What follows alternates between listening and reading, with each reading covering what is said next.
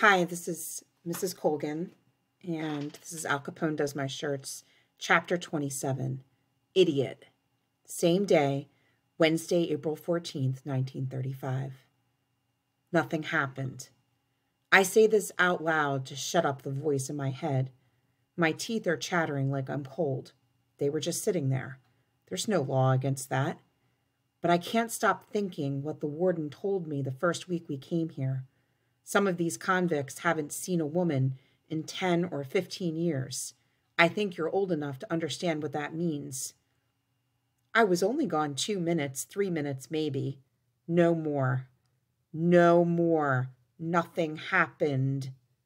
The words go round and round in my head like the wheels of a car rolling over the slats of a bridge. But it was more than 3 minutes, way more. I left right after the 3 o'clock count whistle. I returned before the next. I was probably gone 45 minutes. No, I left way after the 3 o'clock whistle. It was only 10 minutes. No more. Calm down, I tell myself. Nothing happened. My mind flashes on the greasy-haired con holding my sister's hand, and a sick feeling comes over me. My mouth tastes like curdled milk. I don't know what happened. I wasn't there. I'm so upset, I hardly see where I'm going. Natalie is pulling back, trying to go slow. I tug her along. I don't care what she wants. We're almost to the west stairs now, and I'm not even sure how we got here. It's like I dreamed the distance. How did he know my name? How did he know what I was looking for? He had that ball with him. He must have known before. 105, that was the number that didn't make sense. Idiot. I am an idiot. Natalie must have said something the last time. The last time we were over here. Could that be? He must have left before I saw him then. Probably meant to today. But he brought the ball. Insurance, I guess. Figured he could buy me off. I grip Natalie's arm so tight it feels as if I'm holding bone. She tries to twist her arm away, but I'm not about to let go. Ever. She balks, stops, refuses to be half dragged when we both know she follows just fine without this. But I won't give her even this much freedom. What's the matter with you? Don't you know the first thing about anything? I scream. Come on! Can't you just walk with me for once? Almost there, almost there. I'm going to cry, and I sure as heck don't want to do it out here. I pray Teresa isn't there waiting. I don't want to find her sitting outside our door. We turn the corner to our landing, and my chest falls. Someone is there. Piper. Oh, man, just what I need. Piper's hat is tipped to the side. She's watching me out of the corners of her eyes. You were chewing out Natalie. You were yelling at her, Piper says. I wasn't. Yes, you were. I heard you. You never yell at her. What's going on? She demands. I keep my mouth shut and stare at the doorknob, wishing I could get Piper out of the way. Piper looks at Natalie. Natalie is rubbing her chin on her shoulder, faster than normal, as if she's upset too. Have I done this? Or was it 105? She seemed happy with that greasy-haired con, so it was probably me. Sweet Jesus, Piper whistles out one long note. You found a ball. That's one of ours, isn't it? She holds her hand out to Natalie. Natalie can be very possessive with her things. She would never give anyone a rock or a button. I think Piper will be in for a fight, but no. Natalie plops the ball in Piper's hand, easy as can be. Where did you find it? I don't look Piper in the face. I feel like I held my sister hostage for that stupid baseball. I won't touch it. It's dirty. The last thing in the world I want is to tell anyone how we got it. And Piper is 10 times worse than just anyone. How could I have let this happen? 105, Natalie says.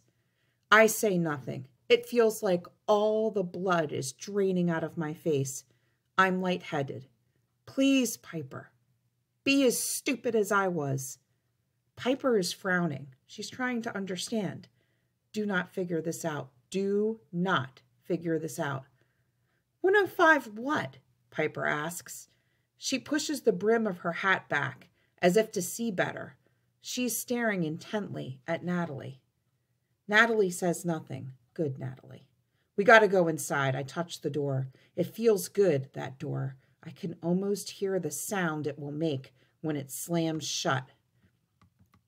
Come on, 105 what? Is that how many places you looked? What? Piper asks. She's standing firm between me and the door. Her hands are crossed in front of her, and the frilly blouse she wore to school is tucked inside her overalls. Even as upset as I am right now, some part of me registers how cute she is. Because I haven't heard of a ball going over in months. I didn't think you'd find one, Piper says. Thanks a lot, I snort. You could have told me that. You know I've been looking. I'm your babysitter now, too. Pocket, Natalie says, picking wildly at her shoulder. Pocket? Piper asks me. Usually, I don't like when people talk to Natalie through me. I'm not a ventriloquist, and Natalie isn't my dummy. But today, I want her mute. She doesn't mean anything by that, I lie. Yellow buttons, Natalie says, taking 2 buttons out of her pocket. Natalie's upset. We need to go inside. I try to edge Piper out of the way, but Piper isn't budging. Stop, Natalie. You have to tell me. Piper recrosses her arms in front of her chest. She's pulling rank. Only Natalie couldn't care less whose daughter Piper is. 105, Natalie says. 105 buttons? Piper squints. She looks at Natalie, then me, then Natalie again. A big, slow smile pours across her face. Oh, sweet Jesus, you don't mean. I twist the knob and try to knee open our door. You got a con to give you a ball, didn't you? How did you do that? And who the heck is AZ-105? Somebody on the dock? I have to know. I have the door open and I'm trying to pull Natalie inside while keeping Piper out. Was it a waiter at the officers' club? Was it? Natalie, come on. Wow, Moose, I never thought you'd do something like this. She smiles big.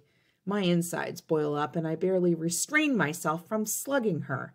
I push Natalie inside our apartment. Then I try to get past Piper. What did you give him for the ball? Piper asks. I got my shoulders in and I'm trying to close the door now. If only I can get Piper's fingers out of there. Come on, you must have given him something, Piper asks. Move your hand and shut up, I cry. This is amazing, Piper says, her eyes glowing. I've never seen her so excited.